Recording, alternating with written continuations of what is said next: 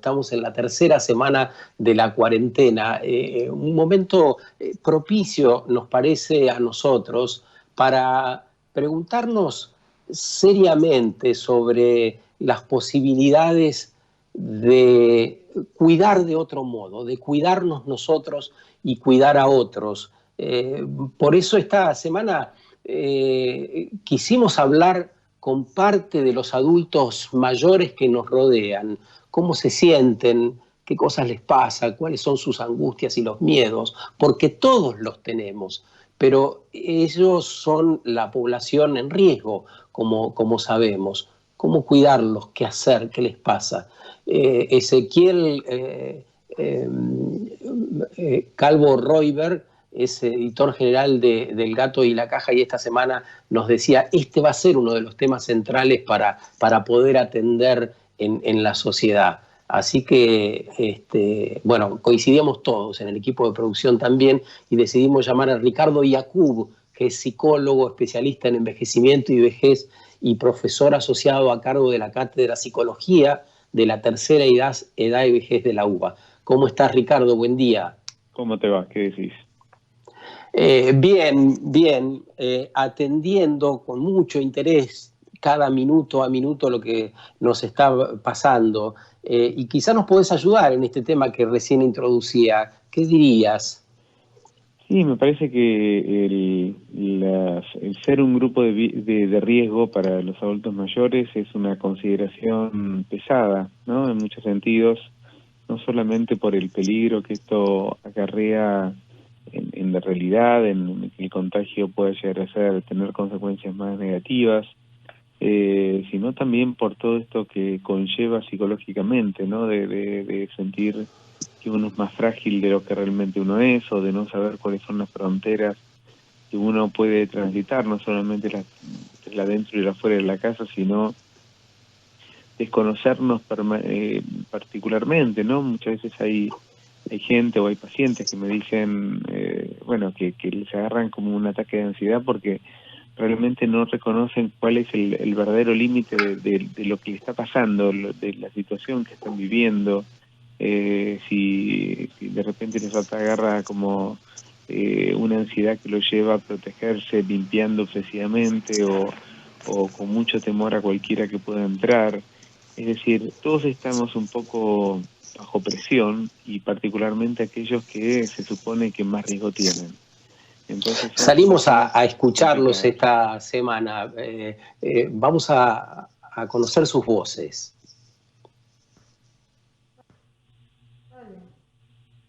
Buenos días, me llamo Rosa, soy licenciada en psicología y la pregunta que me han hecho que es muy interesante, que es cómo nos cuidamos las personas que tenemos unos cuantos años.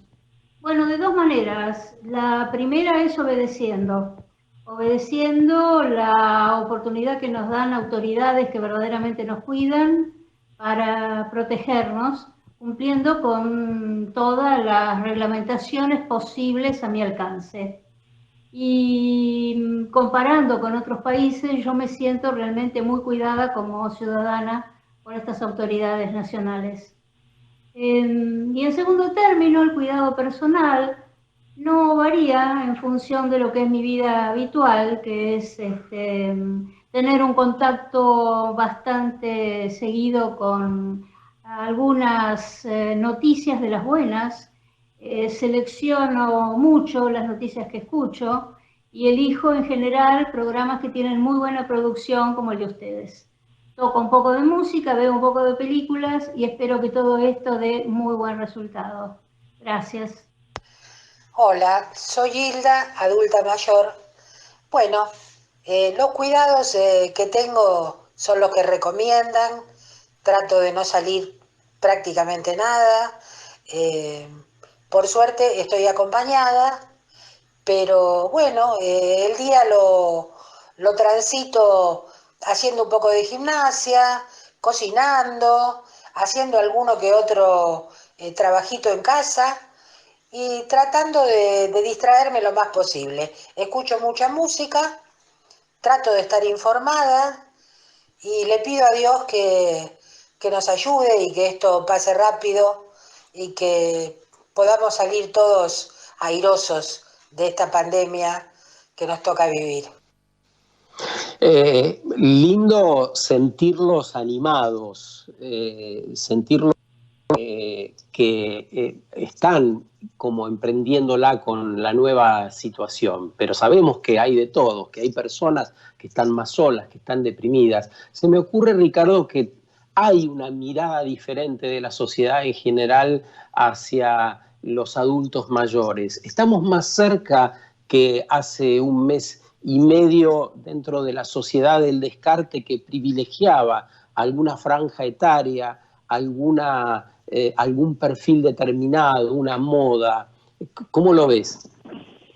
Mira, yo creo que hay un llamado que fue absolutamente fructífero de organismos como PAMI, con Comunidad PAMI, donde se acercaron casi 10.000 voluntarios.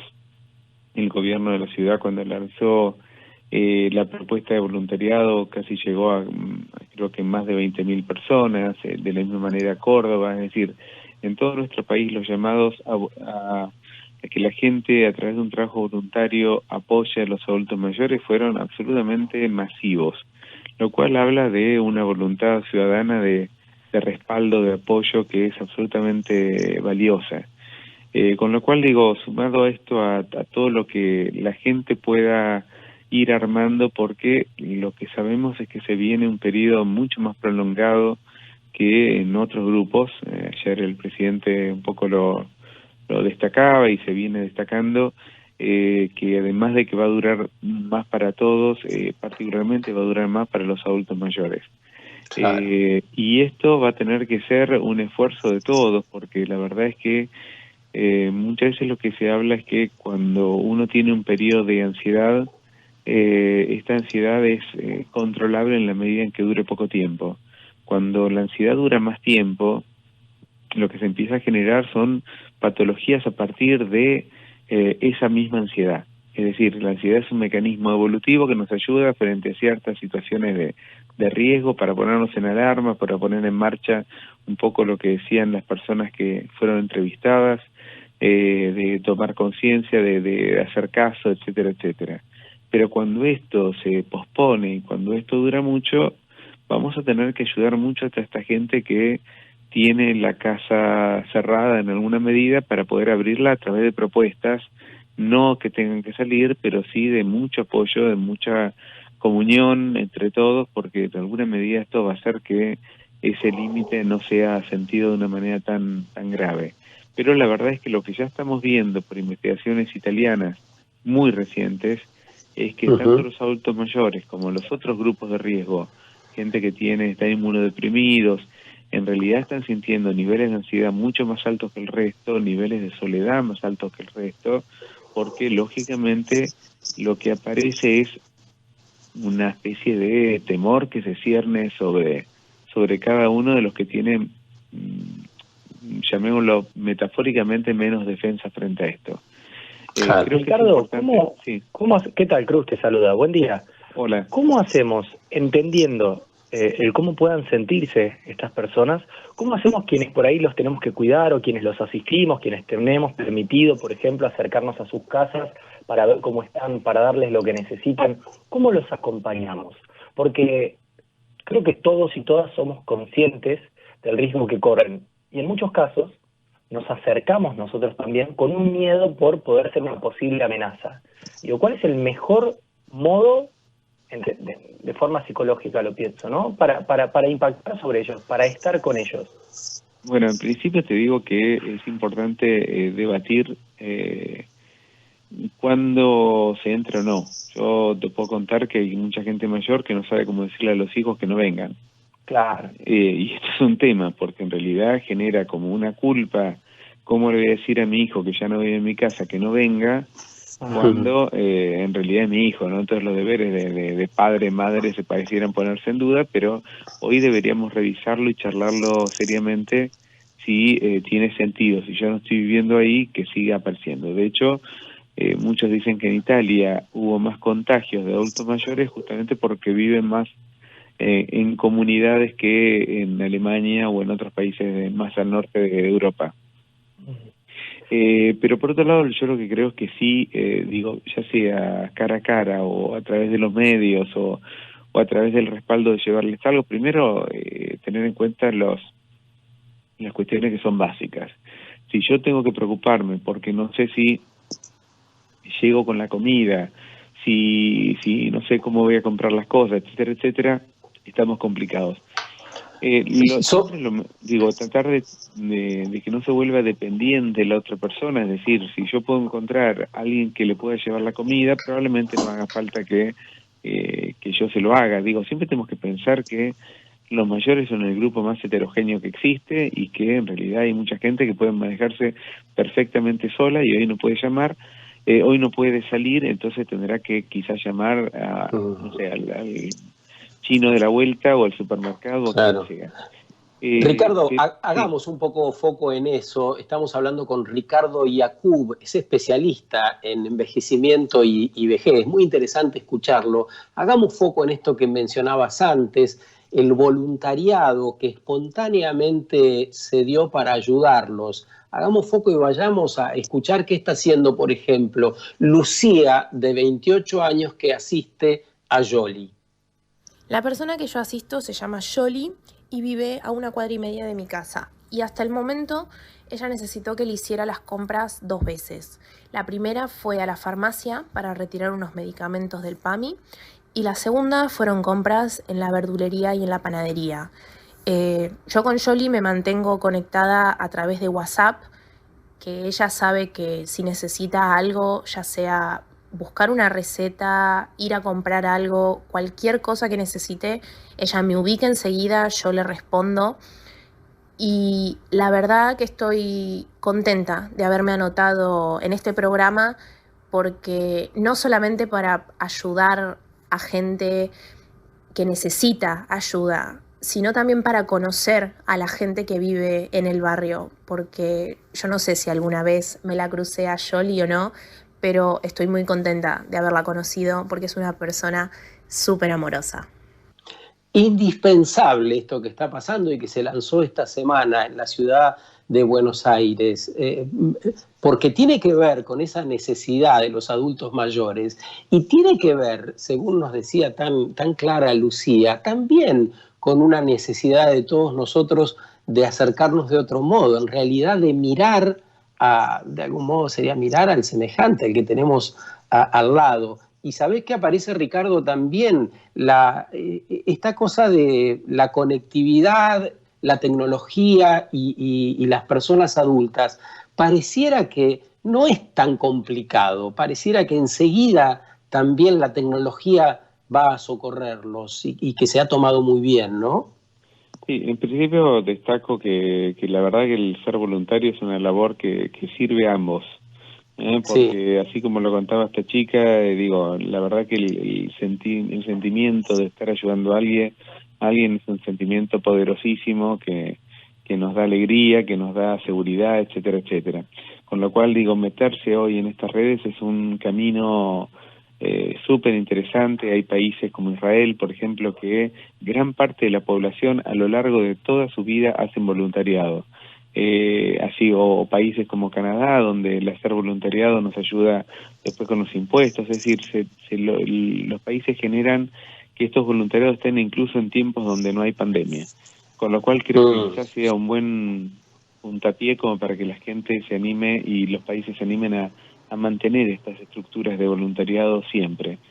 Y creo que la tecnología hoy está siendo una necesidad justamente para que estas casas no estén cerradas sobre sí mismas. La verdad que Internet hoy nos ayuda a ver cantidades de cosas que también se produjeron en gran medida para adultos mayores, donde uno puede ver, por ejemplo, clases de gimnasia, de estimulación cognitiva. Si ustedes ven el portal, por ejemplo, de Comunidad PAMI, es fabuloso la cantidad de cosas que se armaron como para que la gente entre de una manera gratuita y pasee por todas estas cuestiones. Hoy sabemos que podemos ver todos los museos del mundo.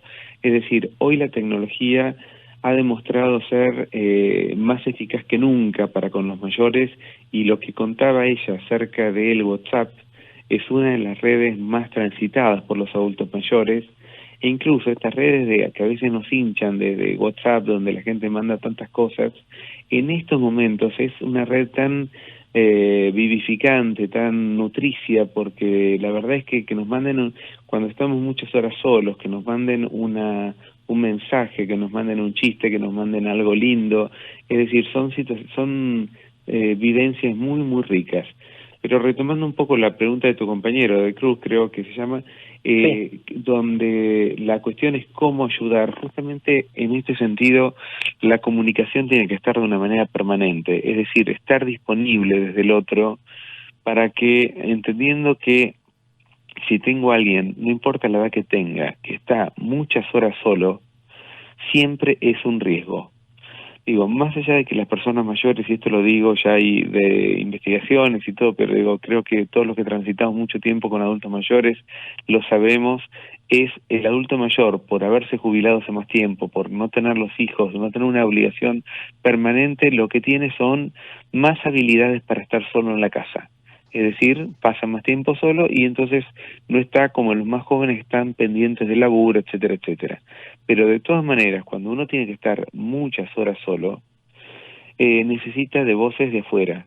Incluso a veces estando con la pareja de uno también necesita voces de afuera. ¿Por qué? Porque en realidad uno ya se hartó de hablar con alguien e incluso puede pasar algo que nos está pasando a todos en todas las edades, que es el resentir la relación con la pareja. ¿Por qué? Porque la pareja se volvió la persona con la que hablo, pero al mismo tiempo también con la que me peleo, con la que pongo todas mis emociones peores, mejores, todas juntas. Entonces, Ricardo, es muy interesante lo que estás diciendo, porque también creo que nos ayuda a trabajar el sentimiento de culpa, ¿no? Creo que los más jóvenes en este caso, en muchos casos, sentimos culpa por no estar cuerpo a cuerpo, a pesar de que entendemos que el aislamiento justamente lo que requiere es de que los cuerpos no se peguen, no se amontonen.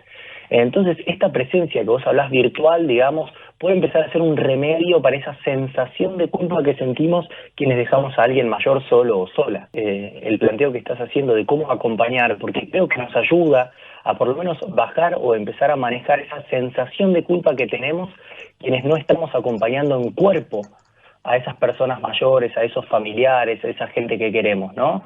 El poder aparecer a través de distintas herramientas virtuales podría ayudarnos a lidiar con esa sensación de culpa o de abandono que nos queda, aunque entendamos que en realidad es lo mejor que podemos hacer, no estar en cuerpo.